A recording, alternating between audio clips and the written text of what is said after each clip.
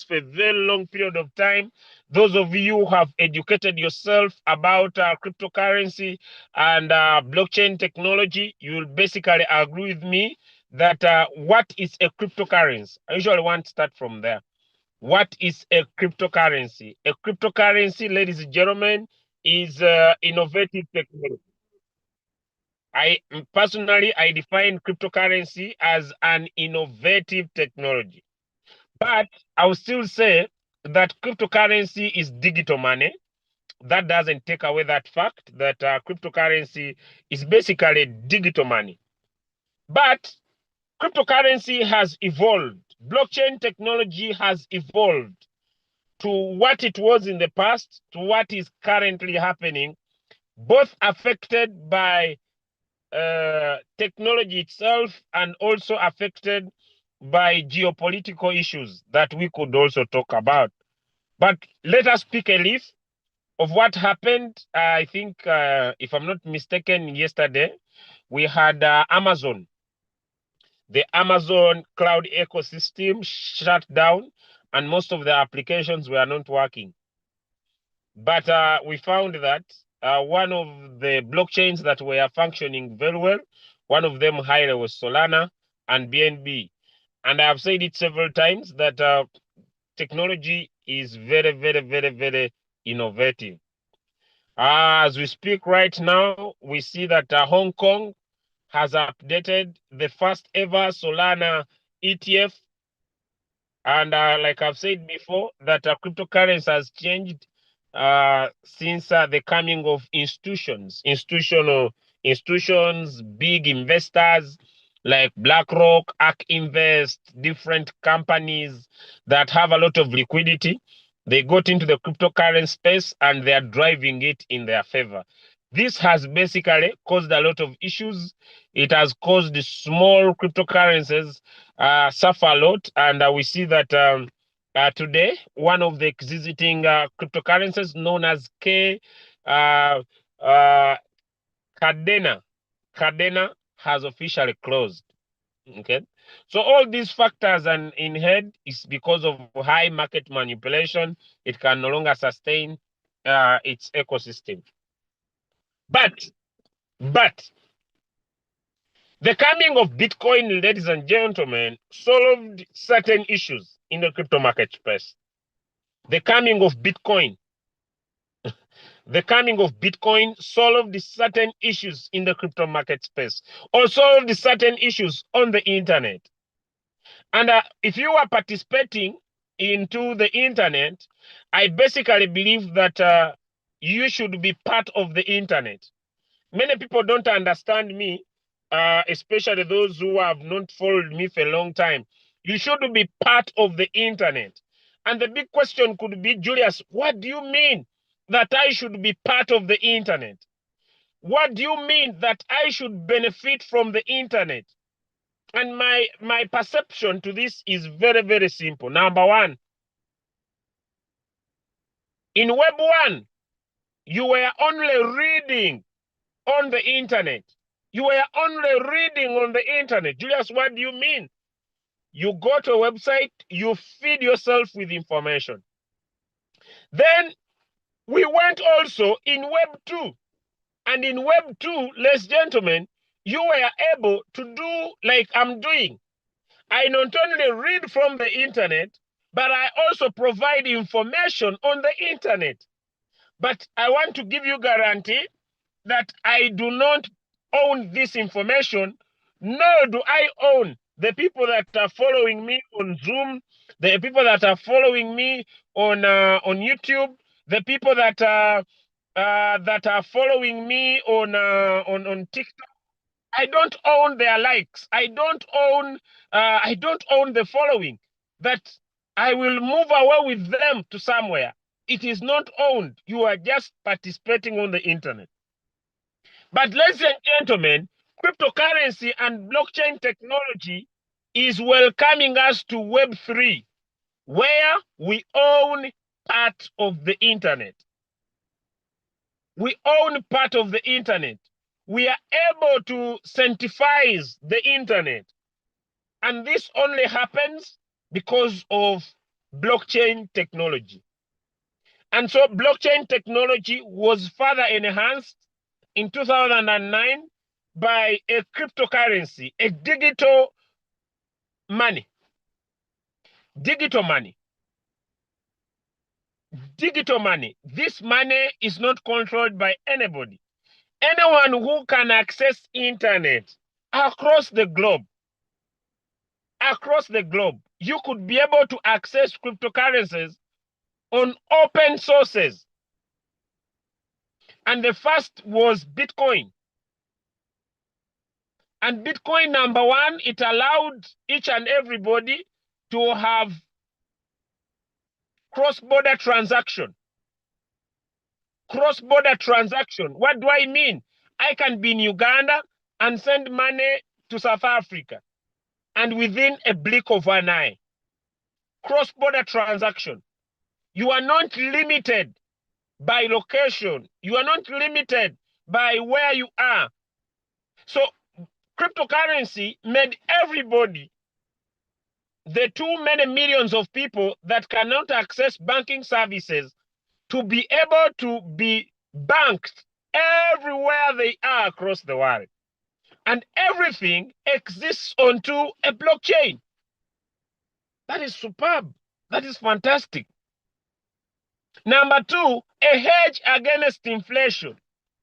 You will agree with me that every single day, governments print more money. And when they print more money, ladies and gentlemen, the value of the money keeps losing more value. And so the formula is simple. It's because most of the paper money does not have a limited supply. And so what happened? Satoshi Nakamoto created an unbelievable ecosystem. Satoshi Nakamoto created an unbelievable ecosystem. And I want everybody to understand this simple ecosystem. He said, we are going to have 21 million Bitcoins. And many people have asked themselves, why not 50 million? Why not 30 million? Why not 21 million? How many of you have asked yourself this question? How many of you have asked yourself this question? Why is it that Bitcoin was not 100 million? Satoshi Nakamoto created an ecosystem. And this ecosystem is that whoever maintains the blockchain, whoever helps to keep the transactions of the blockchain verifiable will be paid in terms of Bitcoin. And the first person who did that was Satoshi, was paid 50 Bitcoin. And every 10 minutes, a new block is added onto the blockchain. And whenever it is added, it will take 4 years to complete over 21,000 blocks. And those 21,000 blocks will be done by 2140. That will be the year. In the year 2140, that's when all the Bitcoins will be in circulation. And when added together, it makes up 21 million Bitcoins. And so people had to actively participate in this cause, and they were paid for doing that. That's why we have what we call Bitcoin mining. So one of the writers of the Bitcoin magazine, Vitalik, said, okay, Bitcoin can allow us to transfer money from one place to another. Because of its limited supply, Bitcoin can allow us, me and you who's listening to me, to invest into cryptocurrency, and our money gains value. I was doing a thunderpatic experiment about the value of Bitcoin, and I have predicted it in the past. I want to predict it now, that by 2030, one Bitcoin will be over $1 million. I want to predict it again. I have said it in the past. I told you in this year, by December, I expect Bitcoin to be at $160,000. That is my prediction. But I've said it several times that cryptocurrency keeps on changing. Cryptocurrency keeps on becoming something different. And today, I want to inform you, cryptocurrency is now a long-term project. If you are planning to participate in cryptocurrency, if you are planning to involve yourself in cryptocurrency, your mindset must be tuned to long-term. The short-term participation of cryptocurrency through hedging cryptocurrencies, through trading cryptocurrencies has come to an end.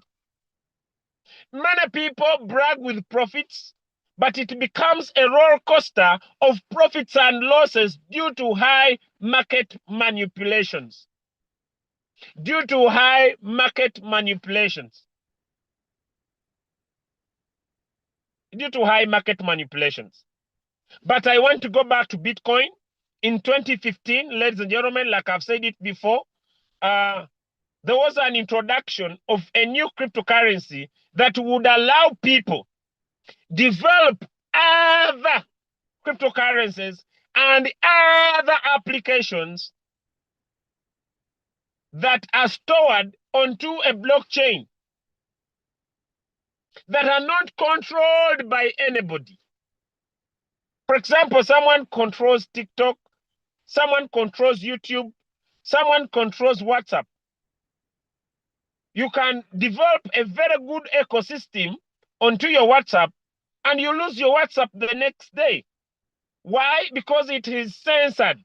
It has a central center. It has someone who has a switch on, a switch off mechanism of approach. And so we should be able to understand that in 2015, there was developed a new cryptocurrency. And this cryptocurrency is none other than Ether. You see, some people call Ethereum a cryptocurrency. Ethereum is the blockchain. Ether is the cryptocurrency seated on the Ethereum blockchain. Like someone said, Bitcoin is the blockchain, but BTC is the cryptocurrency that uses or leverages the Bitcoin blockchain. How many are learning? Give me a 2 because I'm just warming up. How many are learning? Give me a 2 if you are learning.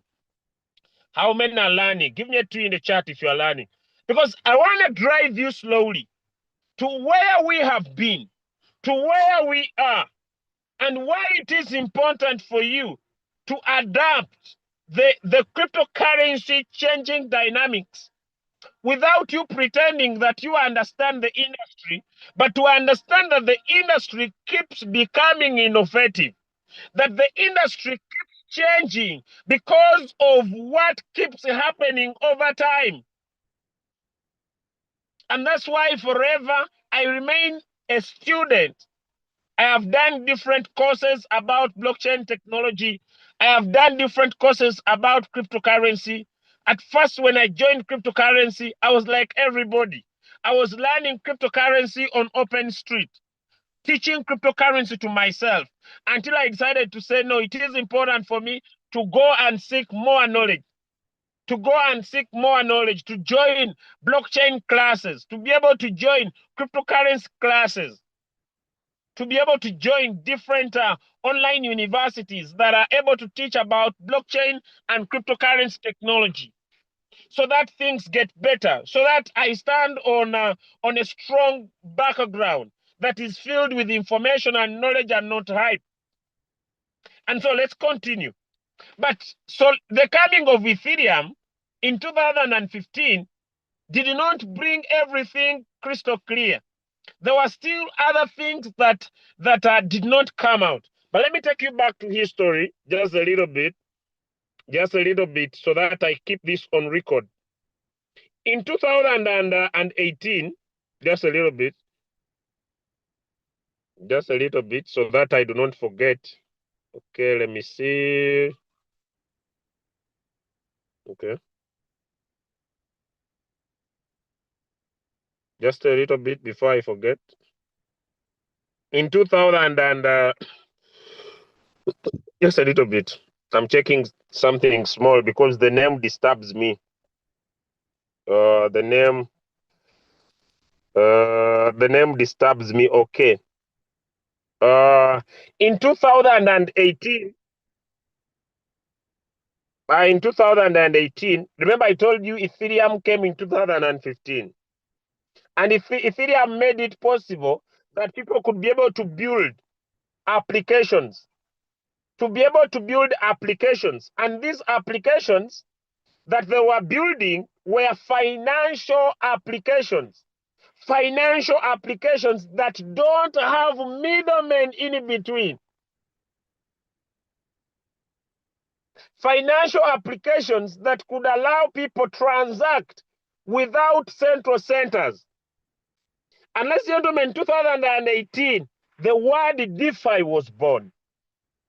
The word DeFi was born. And the word DeFi was first used by a group of Ethereum developers and entrepreneurs, including GIAO, Asset Protocol, Blank Hannickson, Brenda Foster of the Dama Protocol. Those were the first people to talk about the word DeFi. And the big question is, what is DeFi? DeFi is decentralized finance. Dealing with money without anybody who is in charge. And the big question would be, how would this happen? And so what they decided is that they came up with self-executing codes, agreements that once meant you were able to have things happen automatically.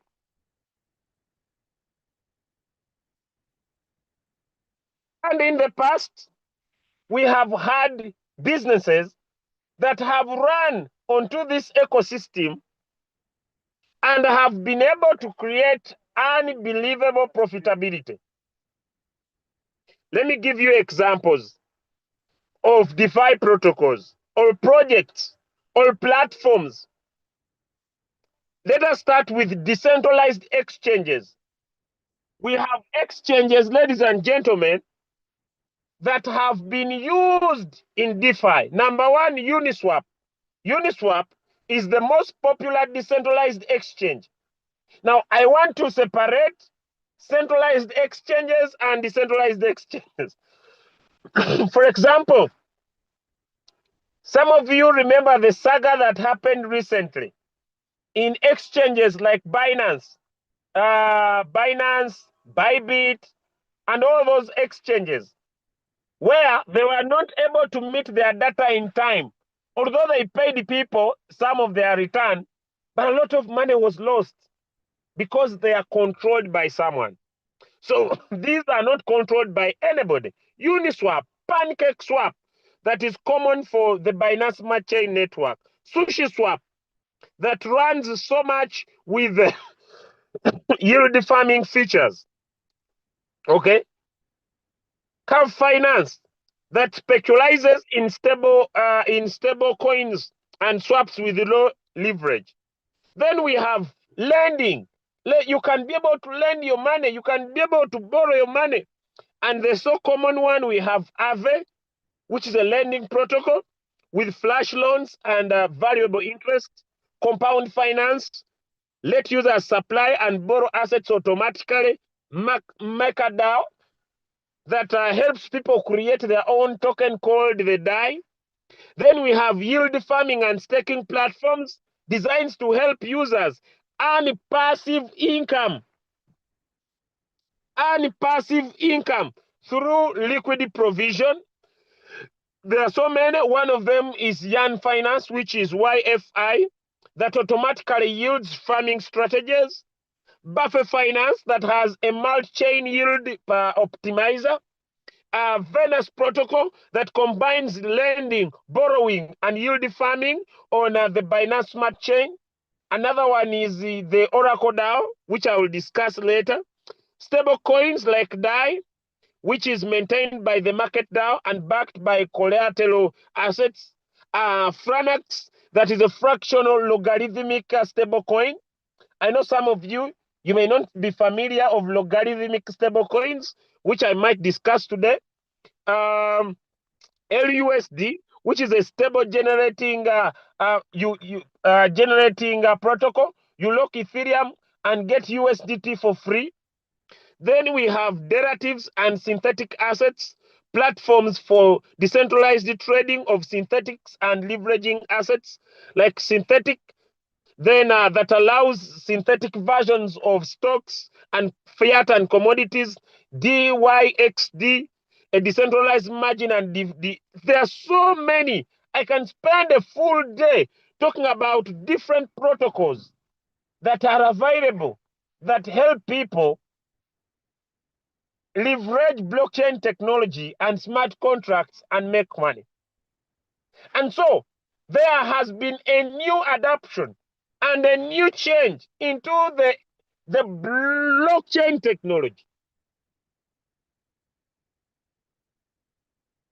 And so this started with Ethereum. Today, ladies and gentlemen, you'll agree with me that now we have several cryptocurrencies. From Ethereum, we have Solana. From Ethereum, we have Sui. From Ethereum, we have Hyper. From Ethereum, we have, say, different ecosystems that keep coming up. Number one, to make cryptocurrencies simple. Number two, to allow people benefit more from cryptocurrencies using smart contracts. But tonight, ladies and gentlemen, something happened in 2021. Something that had never been thought about. And I usually want to discuss this so that many people are not caught off guard. Something happened 4 years ago that I personally had also not taken it easily. Okay, so but let me show it to you. There is a project that is not existing on any exchange. A project that is not existing on any exchange. You see, I have been able to listen to people who brag and speak about exchanges. But I want to inform you, if you cannot participate in primary sources of cryptocurrency, it is very hard for you to make a breakthrough in crypto.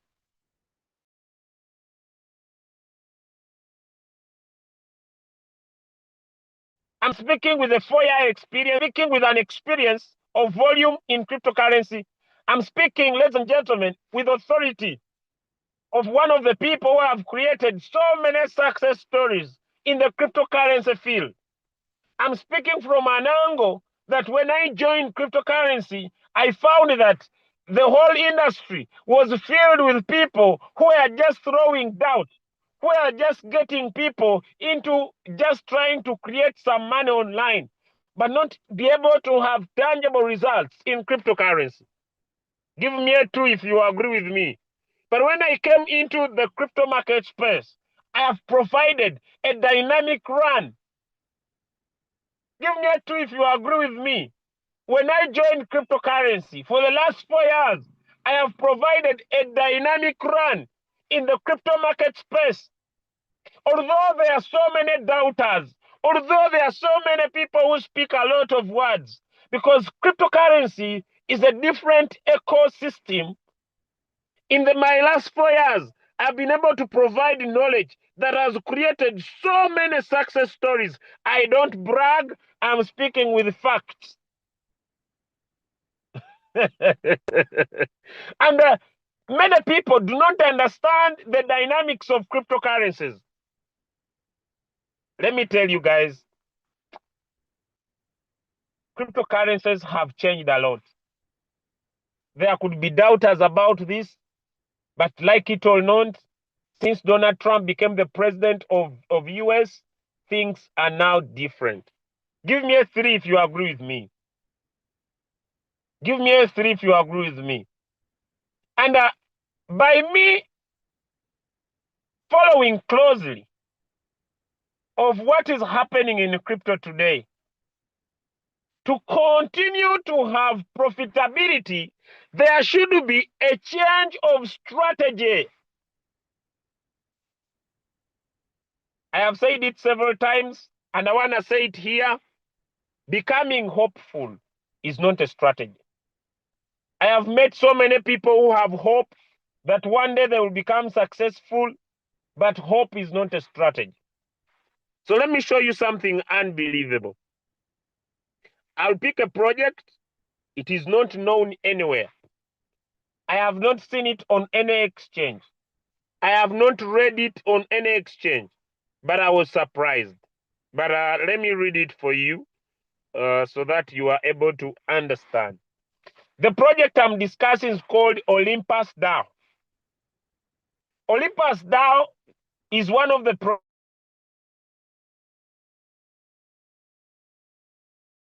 projects that existed for DAO is one of the projects that existed for the last 4 years, and it has changed the dynamics of it has changed. When I talk about change, I very seriously. It has changed the dynamics of DeFi. It has become one of the most interesting economic experiments, one of the most economic experiments in the DeFi space. And it has created so many multimillionaires because of its dynamics, because of its economics. And what is this all about? Okay, I'm gonna go very slow. I'm gonna go very slow, but let me explain. Ladies and gentlemen,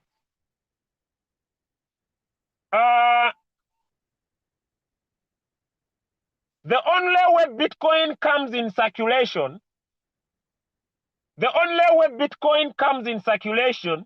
is when people mine it.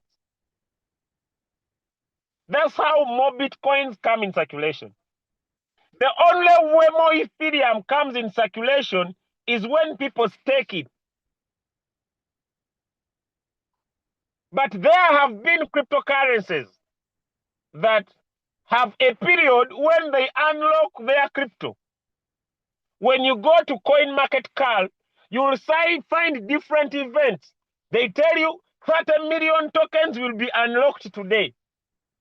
But Olympus now introduced a system that for these tokens to come in circulation, you participate and you are rewarded in those tokens, and you can sell those tokens in the market.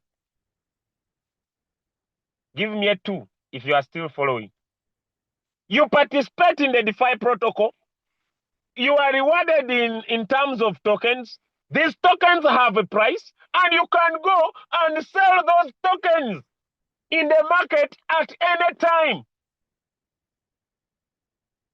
Those of you who have been in crypto, you will agree with me that cryptocurrencies fluctuate in prices. Give me a 1 if you know about that. How many of you have been in crypto? You understand that prices of cryptocurrencies fluctuate. They go up, they go down. They go up, they go down. Give me a 1 if you understand that. That prices of cryptocurrencies go up, they come down. They come down, they go up. They go up, they come down. That's why many people, for a long period of time, including me, we said that since these cryptocurrencies go up and they come down, the only way we can benefit from cryptocurrencies is buy them low and sell them high. How many of you were like me at the start of the journey? Yes, you say, okay, since these cryptocurrencies go up and they come down, the only way I will participate. Sorry, guys. I'm somewhere. Okay. Okay. Sorry. Sorry, guys. Sorry. Hey, so how many of you are like me? That since these cryptocurrencies, they go up, they come down. They go up, they come down, they go up, they come down. Let me participate in cryptocurrencies. I buy them low, I sell them high. But I want to give an example and I need an answer. Two people participated in crypto. Person A and person B. I'll use an example of BNB. BNB is one of the cryptocurrencies that are deflationary. Let me explain what are deflationary cryptocurrencies and what are inflationary cryptocurrencies. Deflationary cryptocurrencies, these are cryptocurrencies whose supply decreases. The supply of that cryptocurrency decreases over time. One of them is BNB. What does BNB do? BNB repeatedly, I want to be very clear on point. BNB repeatedly cuts the supply of its BNB, and its goal is to move it from 200 million to 100 million. And as it cuts its supply, long term, the value of BNB increases. Now listen to me. Shiba Inu also has a burning mechanism that reduces the supply of Shiba Inu tokens in circulation. But there are inflationary tokens that don't have a limited supply, like Dogecoin. The supply of Dogecoin keeps on increasing every time. Now, of those cryptocurrencies, which one do you think has power to increase in its value? Inflationary cryptocurrencies or deflationary cryptocurrencies? Give me some answers in the chat. If you mean inflationary, write I. If you mean deflationary, write D. One cryptocurrency, its supply increases over time. Another cryptocurrency whose supply decreases over time. Which one of the two will be able to get more value over time? Deflationary. Deflationary cryptocurrencies. Deflationary cryptocurrencies. Deflationary cryptocurrencies have the power to increase their value. How many of you agree with me that today BNB is one of the highly valuable cryptocurrencies today? And it's not valuable only because of its utility. It is valuable because of the ecosystem it has created to decrease the supply of those tokens over time.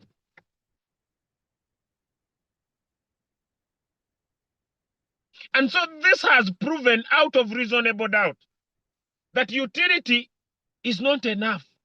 There should be a perfect ecosystem, ladies and gentlemen, that allows people, that allows these different cryptocurrencies to decrease their value in the long term to become more and more profitable.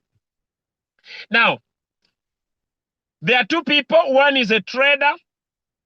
I'm trying to deliver to you that cryptocurrency is now a long-term based business. There are two people, person A and person B. Person A has been trading BNB since it was $10. Although I know BNB came at a 0.1 into its initial coin offering, the ICO. But then let us understand this, that person A has been trading BNB since it was $10. And person B bought his BNB. Now, person A decided to trade and person B decided to stake. There are two guys. One started with 10 BNB and has been making profit. Another one has been staking their BNB and the amount of their BNB has been increasing. The other one has been profiting from BNB. Whenever it goes up, he sells. Whenever it goes down, he buys. Person B has been staking. What is staking? Staking is locking your coins onto a blockchain and get more coins in return. Now, BNB is at over $1,000 plus. Who's more happy? The trader, the staker? Some answers in the chat. Who's more happy? The trader, the staker? Since BNB was at $10, person A has been buying when it goes up, sells when... who is more happy? Let me see in the chat. The trader, the staker? Back it up with some reason. Why do you think the staker is more happy? Why do you think the staker is more happy? Let me get your insights. Why do you think the staker is more happy? I see most of you are saying the staker. Why do you think the staker is more happy? Ladies and gentlemen, our goal of participating in cryptocurrency, it is accumulating more coins. Is that clear? Our goal of participating in cryptocurrency is accumulating more coins. How many of you would say you would be better happy if you bought BNB at $1,000, and by now, instead of you having one BNB, one Bitcoin, let me use Bitcoin. How many of you would say that if there was a system that once you invest $1,000 in Bitcoin, in 10 years, instead of you waiting for the value of Bitcoin to increase, you are getting more Bitcoin? Which one would be a better business? Let me know in the chat. Which one would be a better business? Having more Bitcoin or waiting for the value of Bitcoin to increase? Let me know in the chat. Let me know in the chat. Let me know in the chat. Which one would be better? Having more Bitcoins or waiting for the value of Bitcoin to increase? Which one would be a better business? Thank you. Having more Bitcoin. Because if I have one Bitcoin, let me tell you why crypto is hard. How many of you have bought a certain cryptocurrency and the price went up and you sold that cryptocurrency? Let me ask a question. How many of you have ever bought a cryptocurrency, the price went up and you sold that cryptocurrency and you lost that cryptocurrency? Because when you sell it, you lose it. And after it went more higher and you felt pain. Give me a yes if you have had that scenario. For example, people who bought Solana when it was at $8. Now Hong Kong has opened up an ETF, and now you feel pain because you no longer have the coin because the value went up. You made the profit, but now you feel the pain. And the formula is simple, is because the amount of cryptocurrencies you have do not increase. If there was a way of you getting more cryptocurrencies, you would sell some and still remain profitable. Give me a 2 if that is clear. Give me a 2. So you would never care about the price of the coin. If it is at $1,000, you are happy. You started with 5 coins, you now have 10. So you sell off the 6, you remain with the 4. How many understand me? Give me a 3 if you understand. You started with 10, you now have 30. You sell off the 5, you make some money, you still remain with more coins. Does that add up? Does that add up? How many connect? How many connect? That I am fine, I am into crypto to increase. I start with 1 coin, I have 20. And since I have 20, I have the power to sell some of my 10 coins. I remain with 10. So along the way, I don't care about the price simply because my number of tokens are increasing. Give me a yes if you are now following. Give me a yes. And people have asked me, Julius, why have you run away from cryptocurrency trading? Because at the end of the day, I get the USDT, but I lose the tokens. Why do I focus on cryptocurrency staking? Because at the end of the day, when I stake my tokens, I don't care about the price of the token. I don't care about the price of the token. Are we together? Eh? Are we together? No, that was an example. Are we together? I don't care because my tokens are increasing. And so, ladies and gentlemen, the Oracle DAO has introduced an amazing ecosystem, which I know most of you are part of. Some of you are not yet. But let me try to break it down for you in my next few minutes that I have. I have around 8 to 9 minutes to get this done. Okay, so the Oracle DAO is a Web3 application. It's just an application that is seated on a blockchain. Which blockchain? The Binance Smart Chain blockchain. It's just an application. And for you to access it, you need a wallet. And the wallet could be Token Pocket, could be Trust Wallet. And what have they done? They have created a decentralized blueprint. And this blueprint has what we call a lot of systems involved. Number one, the Oracle DAO has introduced the Onet. Onet is a Web3 decentralized social tool where people converse as they earn money. I can't wait because this is about to enroll very soon. I speak to you, and as you are speaking to me, I'm earning more tokens. Is that good or very good? And I can sell these tokens and earn money. Let me know. Is that good or very good? I come here, create my content, and when you interact with my content, I earn money. Hey! And I can be able to sell my tokens on the market.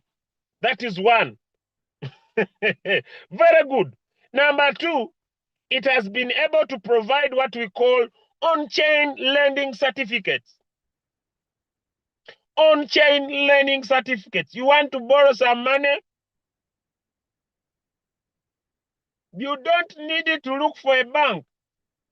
You go through the ecosystem and you are able to borrow money without need of bringing your house, your car. That is very amazing. Now, the Oracle loan ecosystem, you just stake your ONF. You are able to create a loan limit certificate according to the amount of tokens you have staked. And bingo, you automatically get your USDT. You know how you can use your money to get more money?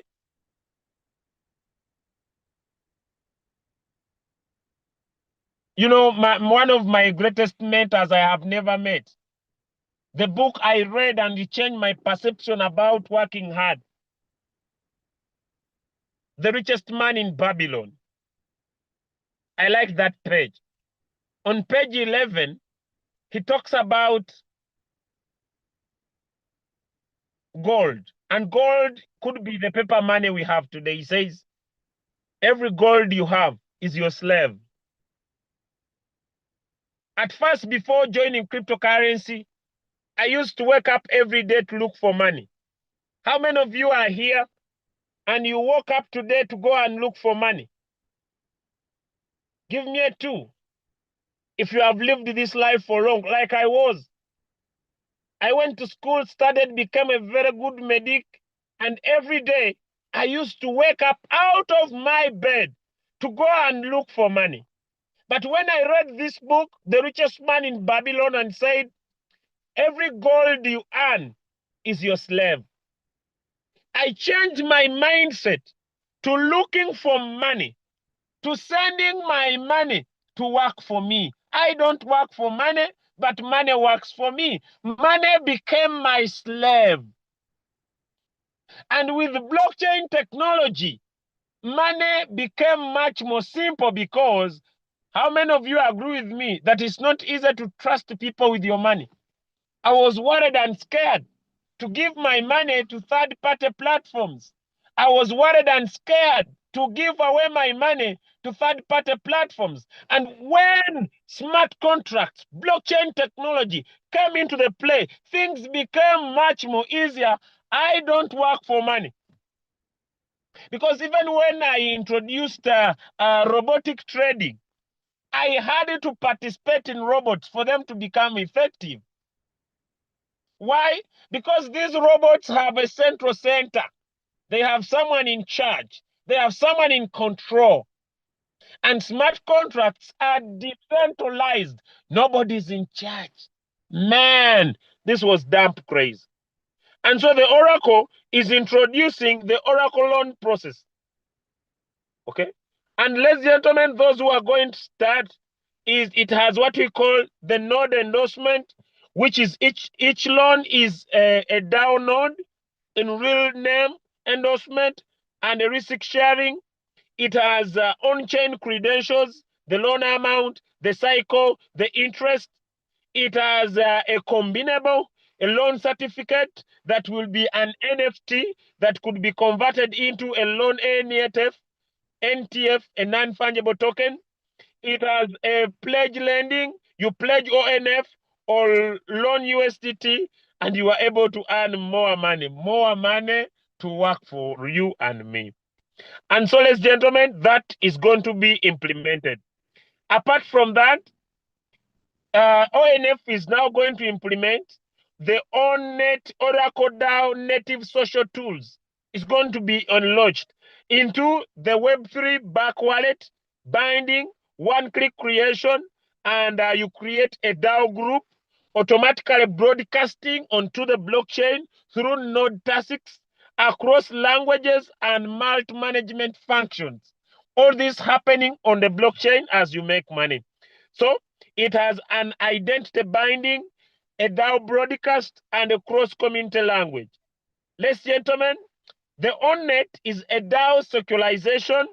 The real entrance is ONF, be OnNet, the only social currency on the platform for tacit motivation, for node communication, for cross-group tipping, for ecological settlement. I told you, cryptocurrency is innovative technology, and all this is going to happen. All right, then.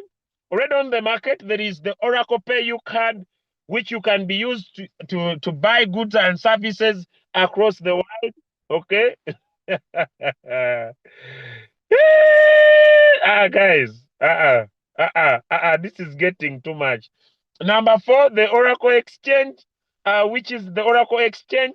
It is a light transaction platform built within the community to allow community members initiate token circulation, tacit pending orders, NFT transactions. It's a unique mechanism. I have a lot I could talk about.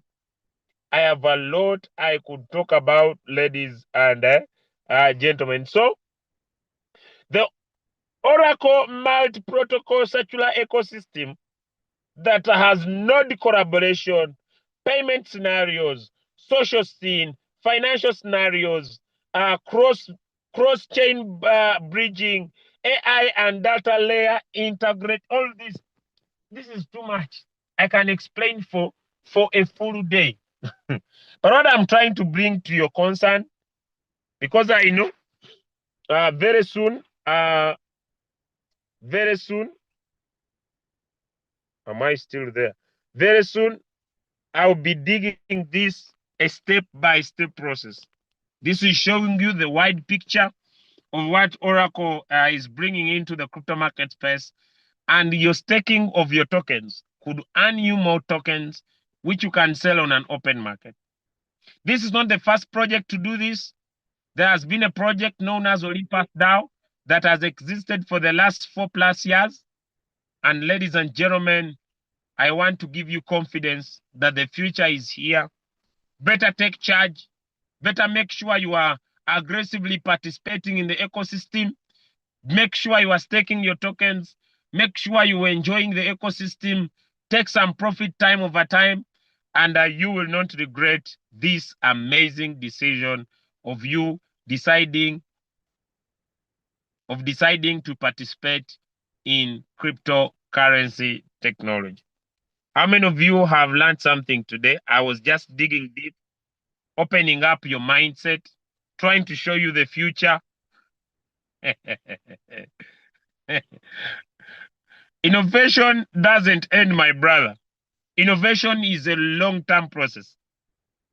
Innovation is a long-term process. It is not a limited time project. So ladies and gentlemen, with that said and done, my role today was to create a simple understanding of what we have and how the future will look like. Okay? So the PDF is already onto our different groups. Take time, read it through. I now will need to come back, dig deep on a personal basis, try to explain, try to dig deep more about everything, and you'll be able to understand everything better.